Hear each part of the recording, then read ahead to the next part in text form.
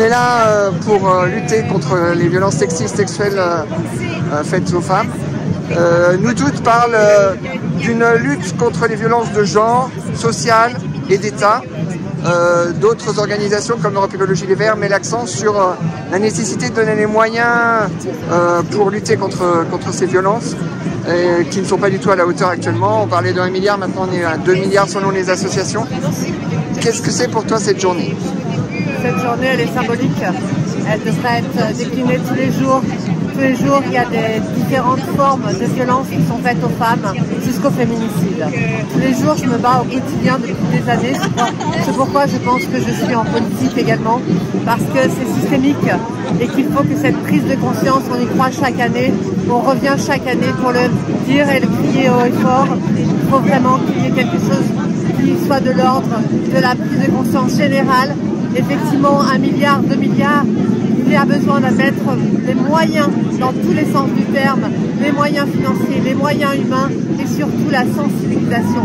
On ne doit plus taire aucun crime face à une femme, quelle qu'elle soit, et quelle que soit cette forme de violence. En tout cas, moi je me bats en tant que maire du 12e arrondissement tous les jours et je continuerai. J'ai eu malheureusement un féminicide cette année dans le 12e.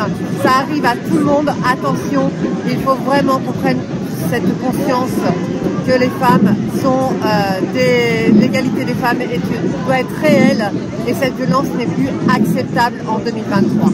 D'accord. Et au niveau justement de ton rôle de maire du 12e arrondissement, quels sont les leviers dont tu disposes, quelles actions concrètes tu peux faire et qu'est-ce qui relève plus de l'État en fait? Alors déjà, je ne laisse rien passer dès qu'il y a un propos sexiste ou déplacé. Comptez sur moi. Encore hier, je suis arrivée, 4 hommes en tribune, c'est pas possible. Là, à chaque fois qu'on m'appelle Madame le maire, ou même Madame le maire, oui, ou qu'on attend Monsieur le maire, montrer que les femmes, elles peuvent aussi être en responsabilité politique. Déjà, c'est un devoir d'exemplarité et c'est un devoir de dire que oui, les femmes ont leur place en politique, même si c'est plus compliqué qu'ailleurs. Et d'avoir ce discours, d'avoir cette représentation et après de développer tous les dispositifs.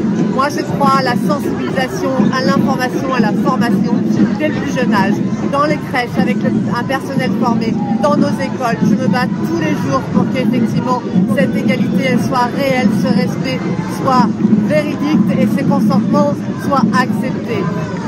Et ensuite, effectivement, là, nous avons déployé dans l'ensemble des boulangeries du 12e, en tout cas, on leur a proposé d'avoir ce fameux sac de pain avec le violentomètre. Je pense que ça, c'est des choses qui peuvent paraître une banalité du quotidien, mais qui ont un message fort par rapport à ce qui est acceptable ou non chez une jeune fille, chez une jeune femme, ou chez une femme ou une femme plus âgée. Qu'est-ce qui relève de la responsabilité de l'État? La prise de conscience que c'est systémique, la prise de conscience que ça ne doit pas être traité à la légère, la prise de conscience qu'il faut déployer un budget conséquent de 2 milliards sur l'ensemble de cette cause, qui est quand même la cause, je le rappelle, nationale. On l'oublie à force que ça soit devenu quelque chose qui soit dans le paysage, mais qu'on ne met pas réellement, concrètement en place. Donc là, moi j'en ai marre des discours. Comme chaque année, je suis là pour revendiquer des faits et des faits réels. Merci beaucoup.